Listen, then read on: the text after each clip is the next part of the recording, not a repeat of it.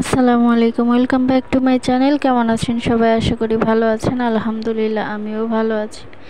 তো আজকে আপনাদের সাথে শেয়ার করব আমার নানির স্পেশাল একটা রেসিপি। চলুন মূল উপকরণে চলে যাই। প্রথমেই আমি যে মিশ্রণটা ঢেলে দিয়েছি এটা হচ্ছে মুখী কচু। মুখী কচু আমি সেদ্ধ করে তারপর হাতে চটকিয়ে নিয়েছি। তারপরে এখানে পরিমাণ মতো পেঁয়াজ, বেশি করে কাঁচামরিচ দিয়ে দিয়েছি। দিয়ে তারপরে এটাকে আমি জাল করে নিব।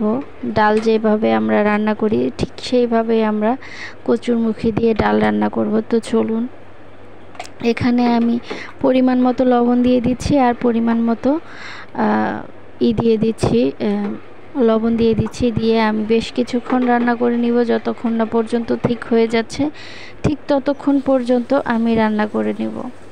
তো আমার নানির হাতের যে কচুর ডালটা ছিল সেটা একদমই অসাধারণ ছিল। এখনো মনে হয় মুখে লেগে আছে। নানি মারা গেল 1 বছর হয়ে আসতেছে। যাই হোক, তো দেখতে পাচ্ছেন জাল করা হচ্ছে, প্রায় জাল করা হয়ে গিয়েছে। তো পুরো ভিডিওটা তো আর দেওয়া যায় না। তো যতটুকু পানি দিবেন তার অর্ধেক দিয়ে দিবেন, অর্ধেক টানিয়ে নেবেন। আর তারপরে এখানে আমি কাঁচা আম দিয়ে দিয়েছি, ফ্রোজেন করা ছিল কাঁচা আম, সেই কাঁচা আম দিয়ে দিয়েছি বেশ কিছু, একটু টক টক ভাব আসার জন্য। আর টক যদি না দেন তাহলে একদমই খেতে ভালো লাগবে না।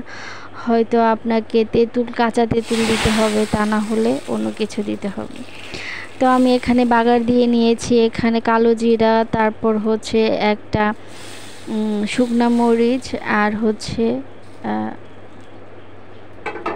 জিরা দিয়ে আমি এখানে বাগার দিয়ে নিয়েছি। বাগার দিয়ে তারপর দেখতে পাচ্ছেন আমি নামিয়ে নেব। আচ্ছা, খেতে কিন্তু যদি টেস্টের কথা বলেন তাহলে বলবো জাস্ট ওয়াও ছিল, অসাধারণ ছিল। অবশ্যই সবাই ট্রাই করবেন, সবাই খেয়ে দেখবেন, অবশ্যই ভালো লাগবে। ভালো না লাগলে টাকা ফেরত।